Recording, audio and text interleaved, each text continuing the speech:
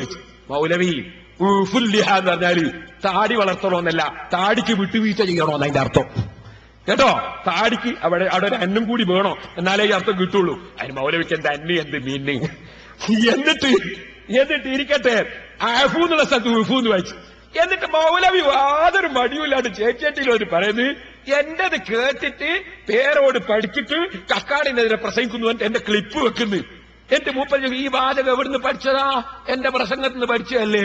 മൗലവി, ഞാൻ അന്ന് അവിടെ കക്കാടിനെതിരെ പ്രസംഗിക്കുമ്പോ വായിച്ചത് ആഫൂന, നിങ്ങൾ വായിച്ച ഊഫൂന്ന് കേട്ടിട്ട് ആഫൂന്ന് പഠിച്ചിട്ടാ ഞാൻ.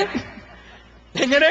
ഞാൻ ആഫൂന വായിച്ചത്, നിങ്ങൾ വായിച്ച ഊഫൂന്നെ തെറ്റാ. അപ്പൊ ഊഫ് കേട്ടിട്ട് ഞാൻ ആഫു പഠിച്ചെന്ന് ഞങ്ങൾ പറഞ്ഞത്. എന്തൊരു സാധനാണ് ഇത് എനിക്ക് മനസ്സിലാക്കും. എന്നിട്ടേ മൂപ്പര് അത് പറയാൻ നിങ്ങളൊന്ന് കേട്ടോളി. എന്താ ഇതിന്റെ ഒരു കോലം ഒന്ന് വെച്ചു കൊടുത്താൽ മൂപ്പര് ഊഫൂന്ന് വായിക്കുന്ന ആദ്യം ഒന്ന് വെക്കും. ധാരാളം ഹദീസുകളിലുള്ള ഒരു കാര്യമല്ലേ, നിങ്ങൾ താടി വളരാൻ വിടണം. നിങ്ങൾ താടിയെ വിടണം. അങ്ങനെ താടി വളർത്താൻ വേണ്ടി അല്ലാഹുവിന്റെ റസൂല് പറഞ്ഞപ്പോ അപ്പൊ ഉൾഫൂന്നാണ് മൂപ്പര് വായിച്ചത്. ഇനി ഞാൻ എന്താ വായിക്കുന്നത് നോക്കിക്കോളി. പഠിപ്പിക്കുന്നത്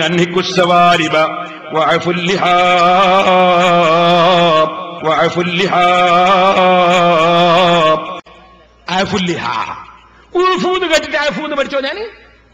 കാരണം ഉൾഫൂന്ന് വായിച്ച തെറ്റാ മൗലവി. ആഫൂന്നാ വായിക്കേണ്ടത്. അറബി അറിയില്ല നിങ്ങൾക്ക്, അതിന് നമ്മളല്ല ഉത്തരവാദി. എന്നിട്ട് മൗലവി പറഞ്ഞു, ഈ വാചകം എവിടുന്ന് കിട്ടി, എവിടുന്ന് പഠിച്ചു, അതാ മാറ്റോ.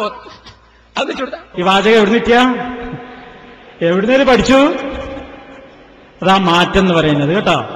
എന്റെ മൗലവി. ഇനി